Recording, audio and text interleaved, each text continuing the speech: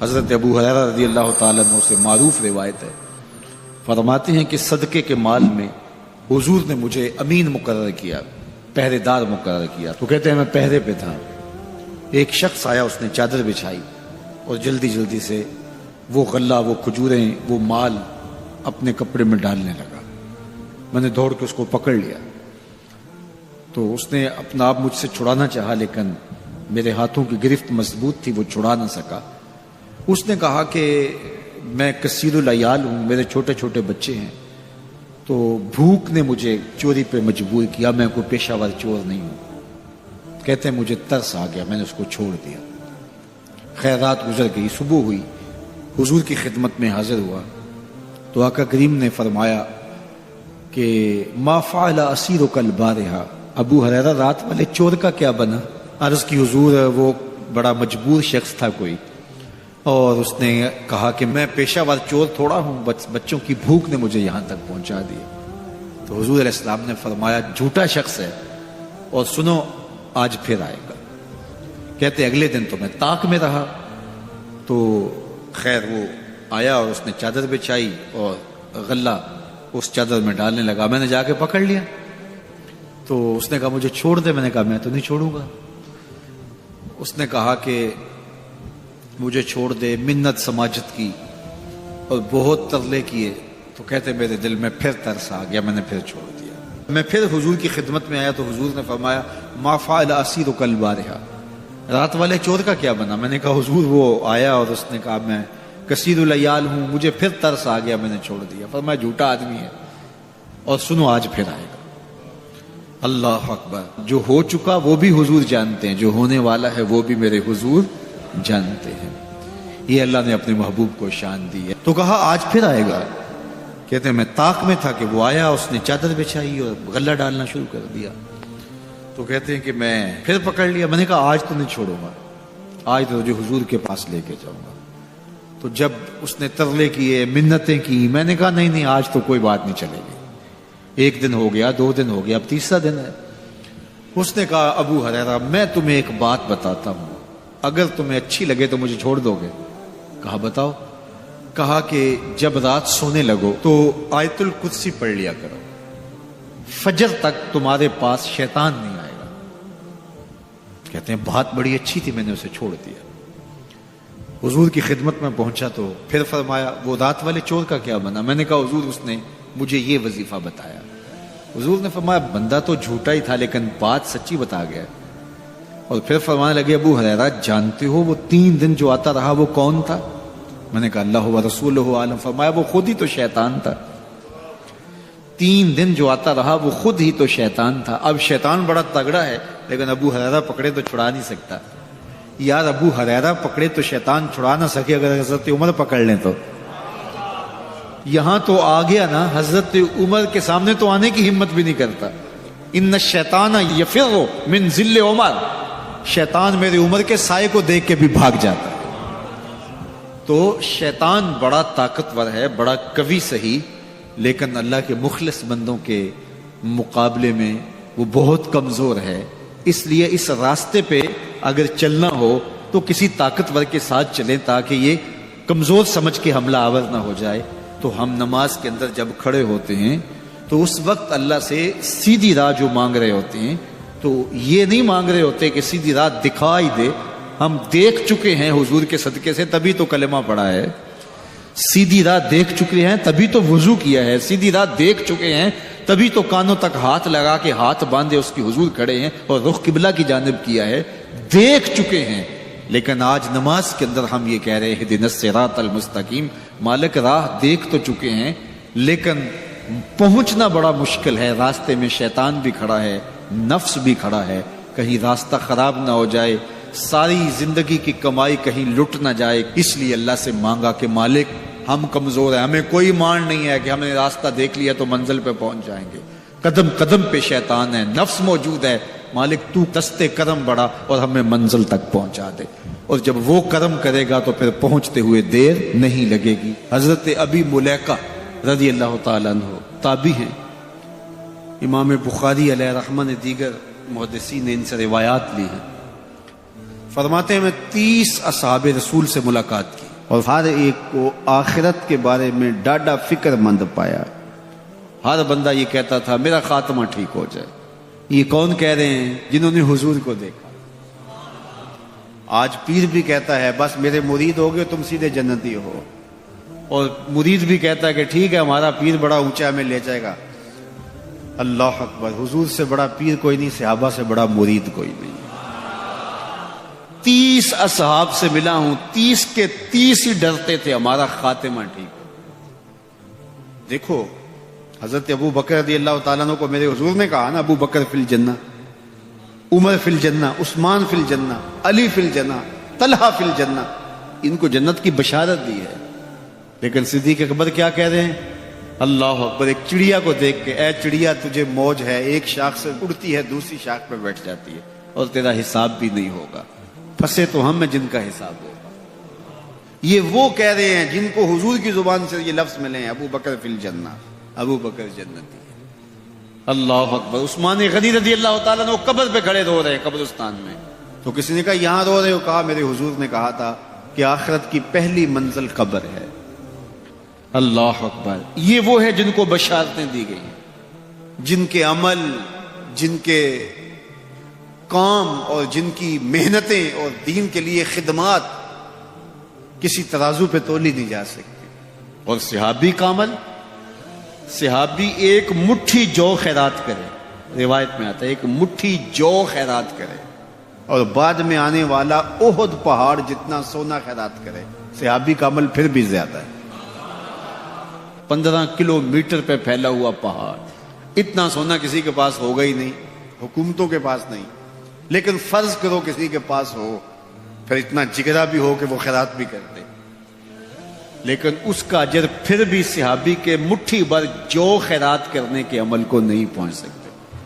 اور ابو بکر وہ ہیں جنہوں نے مٹھی جو خیرات نہیں کیے، سارا گھر خیرات کر دیا۔ کتنا اجر ہے، لیکن پھر بھی کہا کہ چڑیا تجھے موج ہے، ایک شاخ سے اڑ کے دوسری شاخ پہ بیٹھ جاتی اور تیرا حساب بھی نہیں ہوگا، پھنسے تو ہم ہیں جن کا حساب ہوگا۔ یہ وہ لوگ ہیں جن کی زندگیاں تقوی میں گزری۔ تتجافا جنوبہم عن المضاجع، ان کی کروٹیں بستروں سے الگ رہتی تھی۔ ہم تو جی بھر کے سوتے ہیں، لیکن ان کی کروٹیں خوف خدا کی وجہ سے بستروں سے الگ رہتی تھی۔ طمع اور خوف میں رب کو پکارتے تھے۔ حضور کے جمال جہاں آرا کو جی بھر کے دیکھا اور بشارتیں حضور کی زبان سے نصیب ہوئی، پھر بھی ڈر رہے ہیں۔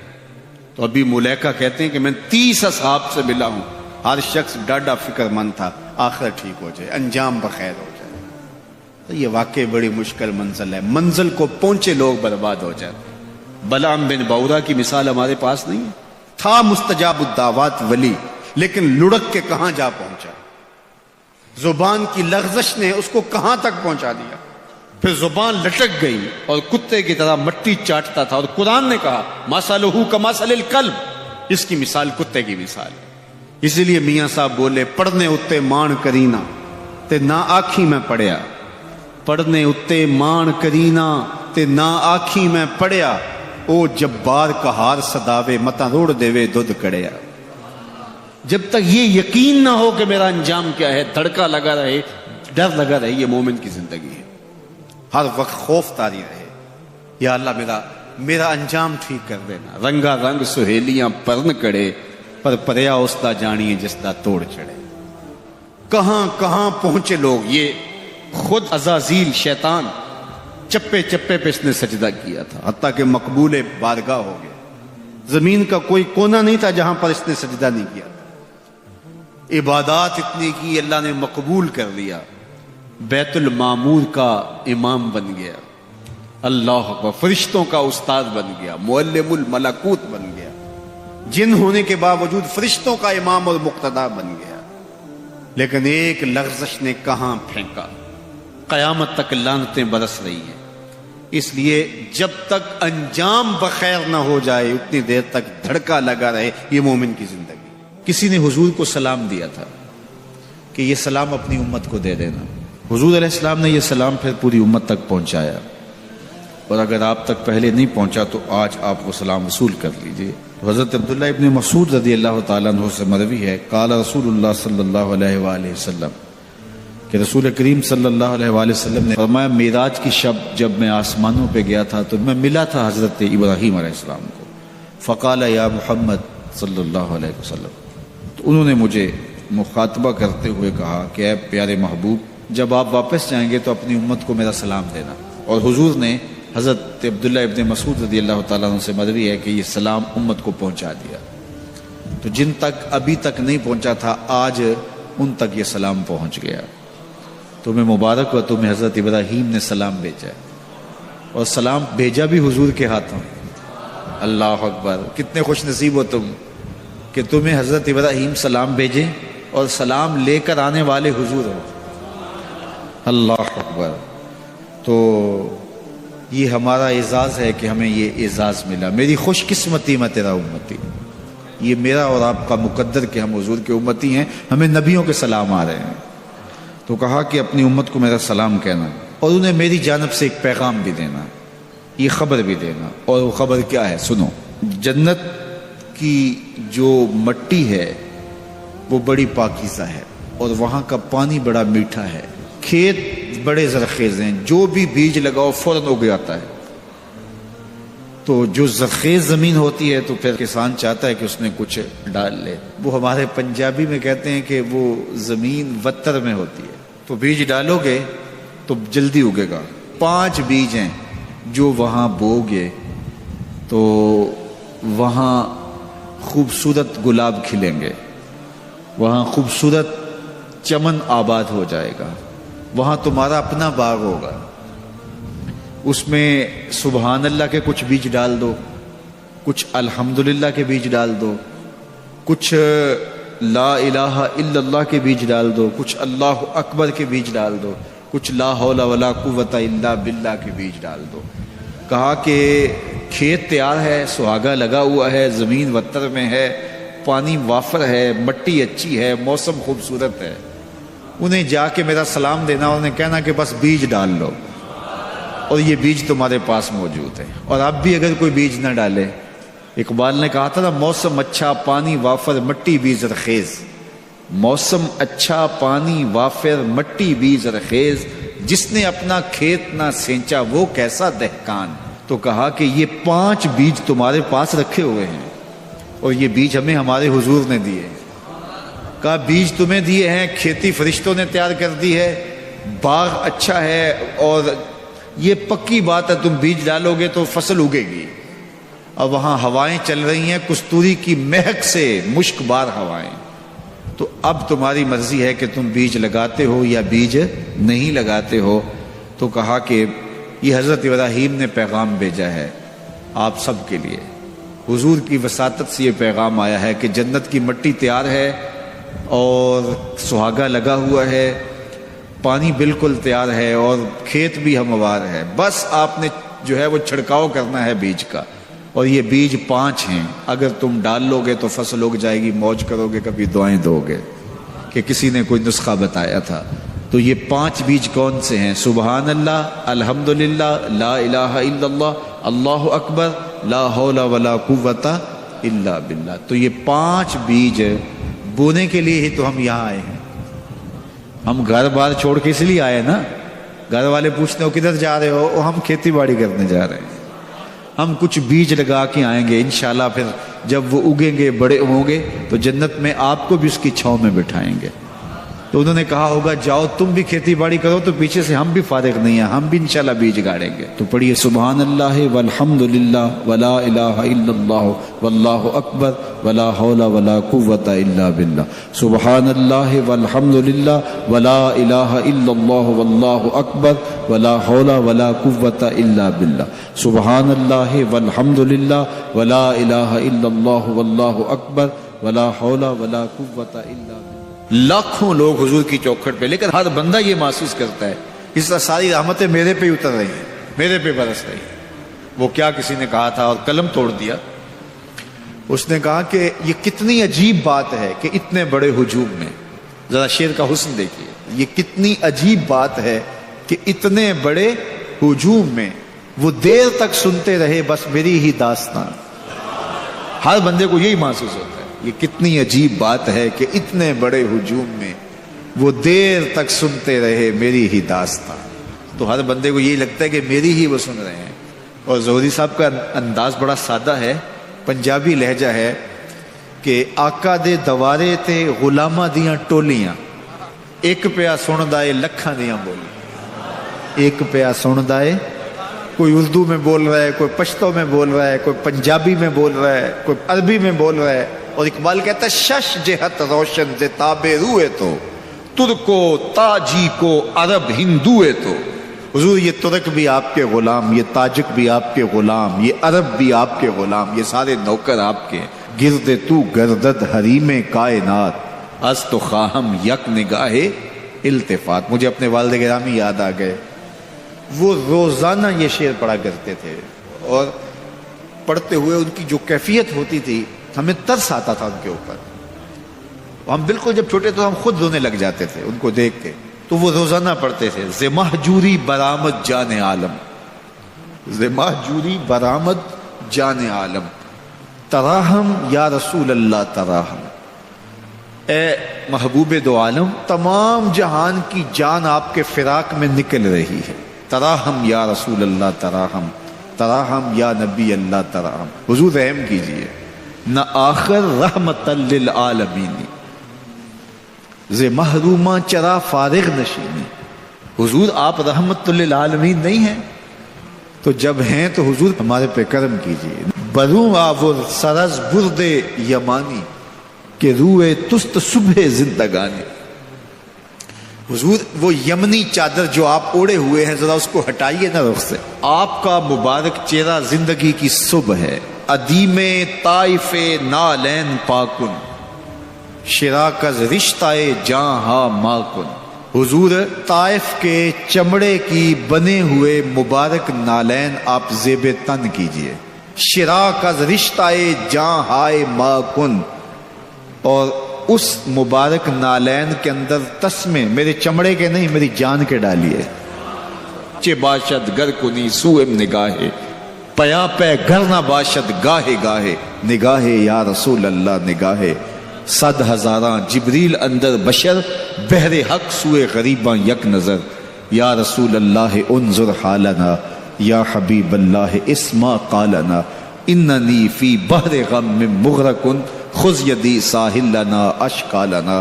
یا صاحب الجمال و یا سید البشر من وجہک المنیر لقد نور القمر لا یمکن الثناء کما کان حقہ بعد از خدا بزرگ توئی قصہ مختصر. اللہ اکبر. یہ معمول تھا ان کا, یہ وظیفہ کہہ لیجئے. تو اقبال بھی کہتے ہیں گرد تو گردد حریم کائنات از تو خواہم یک نگاہ التفات. حضور ایک نظر کر دیجئے, ایک نگاہ کر دیجئے. اللہ اکبر. تو اللہ ہمیں حضور کی نگاہیں نصیب فرمائے.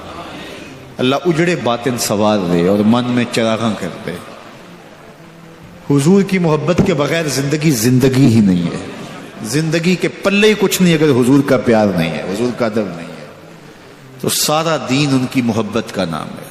لا دین لمن لا محبت علی, اس شخص کا دین ہی نہیں ہے جس کے پاس حضور کی محبت کا جوہر نہیں ہے. ابن آدم کے کسی بھی برے عمل کو شرک نہیں کہا گیا. شرک ایک بہت بڑا جرم ہے, اس کے برابر کسی دوسرے عمل کو شرک نہیں کہا گیا. لیکن ریاکاری کو شرک کہا گیا. شرک اصغر ریاکاری ہے, حتیٰ کہ چوری کو بھی, ڈاکے کو بھی, زنا کو بھی, قتل انسانی کو بھی, یہ بڑے بڑے جرم ہیں, لیکن ان کو بھی شرک نہیں کہا گیا. لیکن ریا کو شرک اصغر کہا گیا. یہ چھوٹا شرک ہے. اللہ گوارا ہی نہیں کرتا کہ کوئی عمل کسی اور کے لیے کرے. شرک کی جس طرح معافی نہیں ہے, اسی طرح شرک اصغر جو ہے اس سے ملوث عمل کسی صورت میں بھی قبول نہیں کیا جائے گا, چاہے وہ کتنا ہی بڑا عمل کیوں نہ ہو. حضرت ابو امامہ الباہلی رضی اللہ تعالی عنہ حضور کی خدمت میں حاضر ہوئے اور عرض کی, یا رسول اللہ صلی اللہ علیہ وسلم, میرے ماں باپ آپ پہ قربان ہوں, میں آپ سے یہ پوچھنا چاہتا ہوں کہ کوئی شخص اپنی جان جیسی متاع عزیز راہ خدا میں وار دیتا ہے, اس سے بڑی قربانی تو کوئی اور نہیں ہو سکتی کہ جان ہی قربان کر دی. اور اس کا مقصد اعلاء کلمت الحق تھا, لیکن ساتھ یہ بات بھی تھی چلو میری ناموری بھی ہو جائے گی، میری بہادری کے جھنڈے بھی لگ جائیں گے، تو کیا اس کو اجر ملے گا؟ تو حضور نے فرمایا فلا شیء لہ، اسے کوئی اجر نہیں ملے گا۔ تو ابو امامہ الباہلی یہ سمجھے کہ شاید میں جو مقصود تھا وہ حضور سے عرض نہیں کر سکا، تو انہوں نے دوبارہ کہا حضور اس کا مقصد اعلاء کلمت الحق ہے، وہ اللہ کے جھنڈے کو اونچا کرنا چاہتا ہے، قربانی اس نے اس لیے دی ہے، لیکن ساتھ یہ بات بھی تھی کہ چلو میری ناموری بھی تو ہوگی۔ تو حضور نے فرمایا فلا شیء لہ، اسے کوئی اجر نہیں ملے گا۔ یہ پھر سمجھے شاید میں مقصود بیان نہیں کر سکا، تو پھر عرض کی حضور اعلاء کلمت الحق کے لیے، اللہ کے دین کو غالب کرنے کے لیے، اسلام کے جھنڈے کو اونچا کرنے کے لیے اس نے اپنی جان واری ہے، لیکن ضمن میں یہ بات بھی تھی کہ چلو ساتھ میرا نام بھی تو اونچا ہوگا، میری ناموری اور شہرت کے جھنڈے بھی تو لگیں گے۔ تیسری مرتبہ جب دہرا کے پوچھا تو حضور نے پھر فرمایا فلا شیء لہ، ابو امامہ اسے کوئی اجر نہیں ملے گا، اور فرمایا اللہ صرف اسی عمل کو قبول کرتا ہے جو صرف اسی کے لیے کیا جائے، صرف اسی عمل کو قبول کرتا ہے۔ اب ذرا دیکھیے کہ اللہ تعالیٰ جل شانہ کی یہ غیرت ہے کہ وہ اس عمل کو قبول ہی نہیں کرتا جو غیر سے ملوث ہو جائے، وہ صرف اس عمل کو قبول کرتا ہے جو محض اس کے لیے کیا جائے، اور اس کے علاوہ عمل کو شرک اصغر قرار دیا گیا۔ تو شیطان کی کوشش یہ ہوتی ہے کہ وہ عمل کو ریا میں مبتلا کر دے تاکہ یہ عمل کی مشقت بھی گوارا کرے اور اس کو اس سے کچھ حاصل ہونے کی بجائے الٹا اللہ کی ناراضگی ملے۔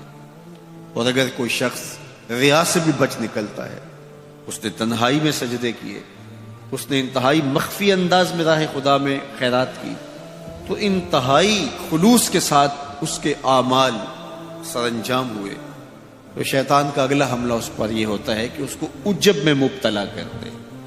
عجب کیا ہے کہ وہ اپنے عمل کو دیکھتا ہے، اپنے آپ کو دیکھتا ہے، کہتا ہے واہ یہ عمل تو میرے پاس ہے، دوسروں کے پاس تو نہیں ہے، میں تو تہجد گزار ہوں، 5 نمازیں بھی پڑھتا ہوں، صلاۃ الاشراق بھی پڑھتا ہوں، صلاۃ الچاشت بھی پڑھتا ہوں، صلاۃ الاوابین بھی پڑھتا ہوں، میں تو دن کو روزہ بھی رکھتا ہوں، راتوں کا قیام بھی مجھے نصیب ہے، میں تو تلاوت کلام مجید بھی روز اتنے پارے پڑھتا ہوں، میں یہ بھی کرتا ہوں، میں یہ بھی کرتا ہوں، کسی کے دکھلاوے کے لیے بھی نہیں کرتا۔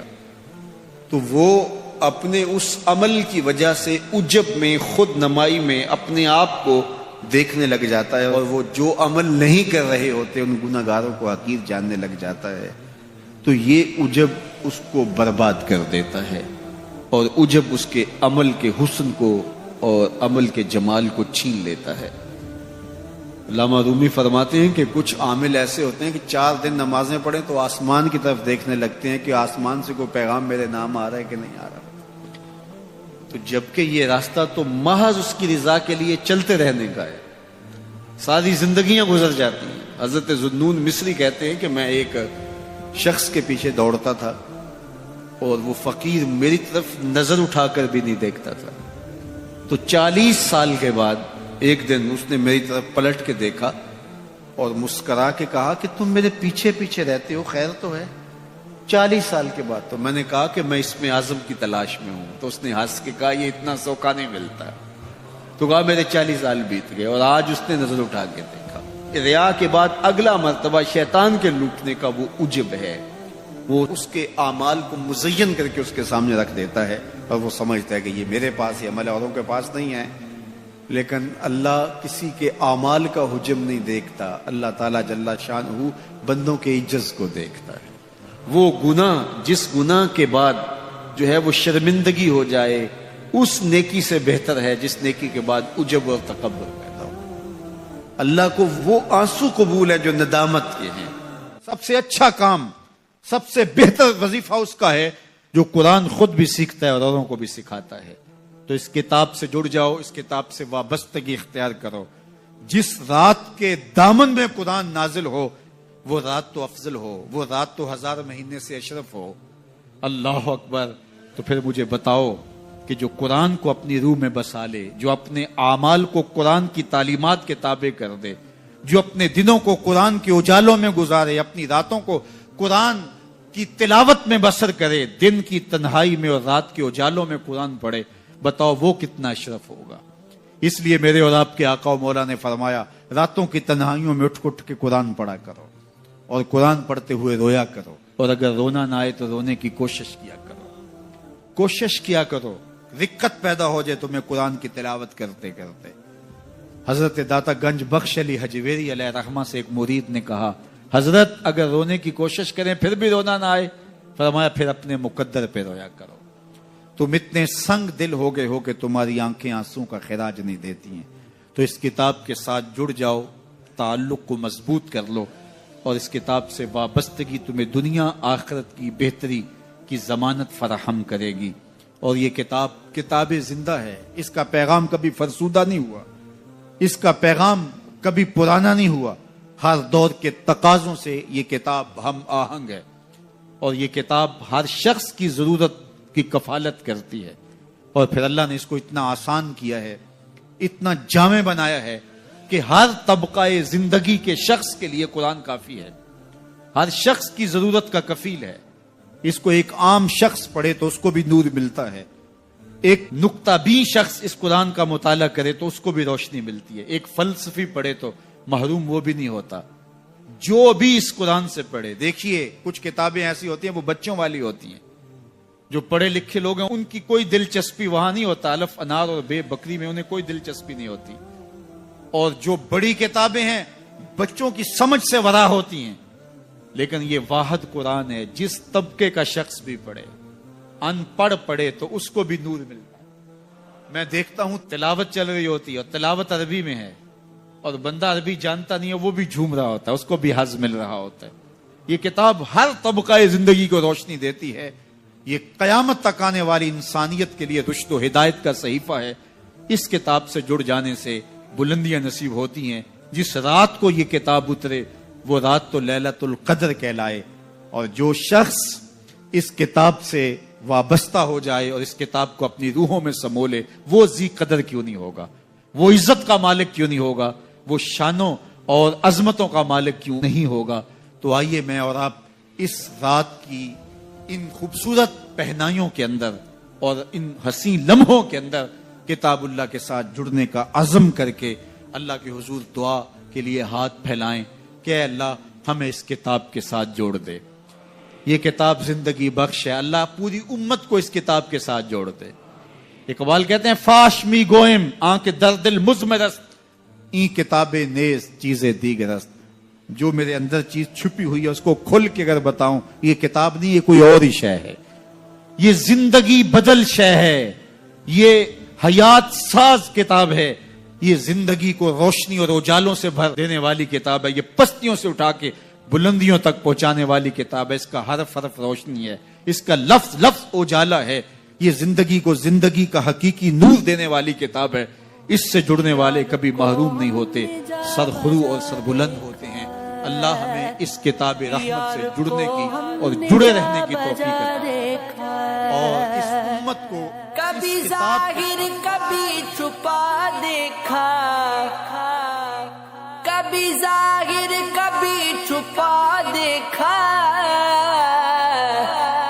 یار کو ہم نے جا بجا دیکھا، یار کو ہم نے جا بجا دیکھا، کہیں ممکن ہوا کہیں واجد، کہیں ممکن ہوا کہیں واجد، کہیں پانی کہیں بقا دیکھا،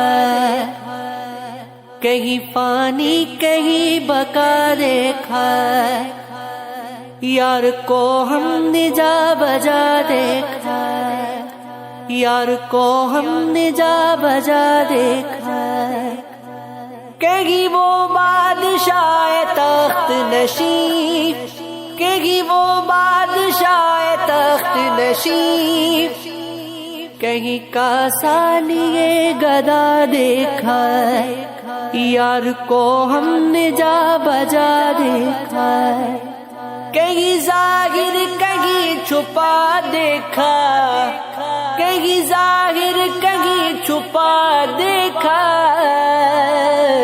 یار کو ہم نے جا بجا دیکھا، کہیں وہ در لباس معشوقاں، کہیں وہ در لباس معشوقہ برسر ناز اور اذاں دیکھا ہے، برسر ناز اور اذاں دیکھا ہے، یار کو ہم نے جا بجا دیکھا ہے، کہیں ظاہر کہیں چھپا دیکھا، کہیں ظاہر کہیں چھپا دیکھا، یار کو ہم نے جا بجا دیکھا، کہیں عاشق نیاز کی صورت، کہیں عاشق نیاز کی صورت، سینہ پھر یا ہو دل جلا دیکھا، سینہ پھر یا ہو دل جلا دیکھا، کبھی ظاہر کبھی چھپا دیکھا، یار کو ہم نے جا بجا دیکھا۔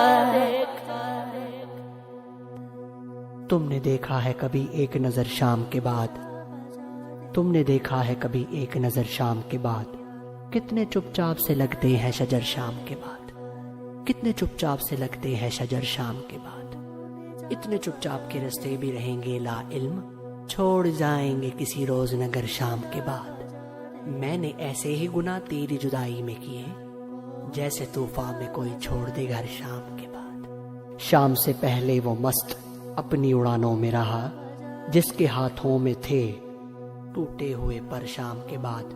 تو ہے سورج، تجھے معلوم کہاں رات کا دکھ، تو ہے سورج، تجھے معلوم کہاں رات کا دکھ، تو کسی روز میرے گھر میں اتر شام کے بعد، تو کسی روز میرے گھر میں اتر شام کے بعد۔ لوٹ آئے نہ کسی روز وہ آوارہ مزاج، لوٹ آئے نہ کسی روز وہ آوارہ مزاج، کھول رکھتے ہیں اسی آس پہ در شام کے بعد۔